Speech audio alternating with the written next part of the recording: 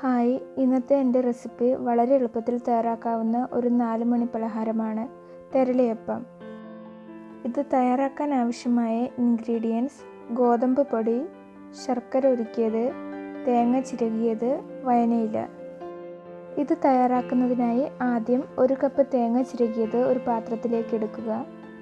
ഇനി ഇതിലേക്ക് ശർക്കര ഉരുക്കിയത് ചേർക്കാം. 1 കപ്പ് ശർക്കര ഉരുക്കിയതാണ് ചേർത്തിരിക്കുന്നത്. നന്നായി യോജിപ്പിച്ചു കൊടുക്കുക. 2 കപ്പ് ഗോതമ്പ് മാവ് ഇതിലേക്ക് അല്പാൽപമായി ചേർത്ത് കൊടുക്കാം.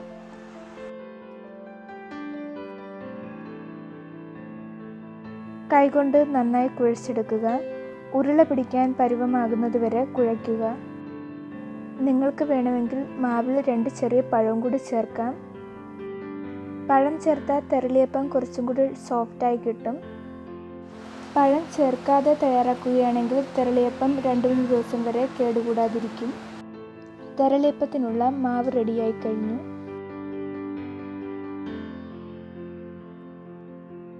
അല്പം മാവ് ഇതിൽ നിന്ന് എടുത്ത് ഉരുട്ടി വയനയിലിൽ വെച്ച് ഇതുപോലെ മടക്കിയെടുക്കുക.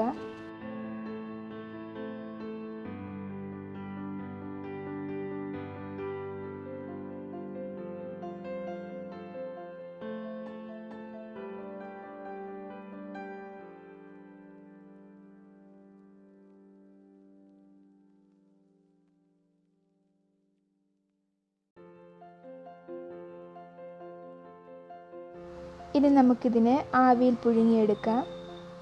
തെരളിയപ്പം വേവിക്കാനുള്ള വെള്ളത്തിൽ 4-5 വയനയിലകൾ ഇട്ടാൽ തെരളിയപ്പത്തിൻ്റെ ഫ്ലേവർ കുറച്ചും കൂടി കൂടിക്കിട്ടും. നമുക്കിനി ഇതെല്ലാം വേവിച്ചെടുക്കാം.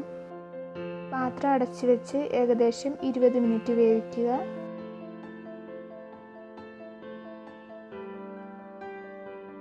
മിനിറ്റ് കഴിഞ്ഞു. നമുക്കിനി ഇത് തുറന്നു നോക്കാം. തെരളിയപ്പം റെഡിയായിട്ടുണ്ട്. നമുക്കിതിനെ ഒരു പ്ലേറ്റിലേക്ക് മാറ്റാം. വളരെ പെട്ടെന്ന് തന്നെ വീട്ടിൽ ലഭ്യമായ ഇൻഗ്രീഡിയൻസ് കൊണ്ട് തയ്യാറാക്കാവുന്ന ഒരു റെസിപ്പിയാണിത്. എല്ലാവരും ഇത് ട്രൈ ചെയ്ത് നോക്കുക. റെസിപ്പി ഇഷ്ടമായെങ്കിൽ ചാനൽ സബ്സ്ക്രൈബ് ചെയ്യുക.